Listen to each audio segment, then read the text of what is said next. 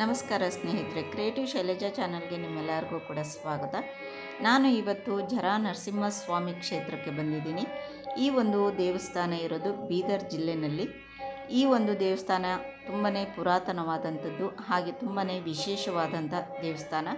ಕಾರಣ ಏನು ಅಂತಂದರೆ, ಈ ಒಂದು ದೇವರ ದರ್ಶನ ಪಡ್ಕೋಬೇಕು ಅಂದರೆ ನಾವು ಸುಮಾರು 300 ಮೀಟರ್ನಷ್ಟು ಸುರಂಗ ಮಾರ್ಗವಾಗಿ ನೀರಿನಲ್ಲಿ ಹೋಗಿ ನಾವು ನರಸಿಂಹಸ್ವಾಮಿಯ ಒಂದು ದರ್ಶನವನ್ನು ಮಾಡಬೇಕಾಗುತ್ತೆ.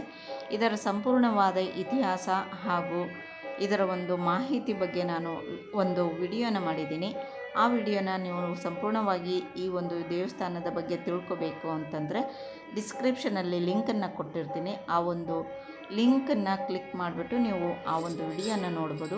ನನ್ನ ಎಲ್ಲ ಒಂದು ವಿಡಿಯೋಗಳನ್ನು, ಈ ಥರ ದೇವಸ್ಥಾನದ ವಿಡಿಯೋಸ್ಗಳನ್ನ ನೋಡಬೇಕು ಅಂತಂದರೆ ನನ್ನ ಒಂದು ಚಾನಲ್ನ ಸಬ್ಸ್ಕ್ರೈಬ್ ಮಾಡ್ಕೊಳ್ಳಿ, ಆದಷ್ಟು ಶೇರ್ ಮಾಡಿ, ಹಾಗೆ ಲೈಕು ಕೂಡ ಮಾಡಿ ಅಂತ ಹೇಳ್ತೀನಿ.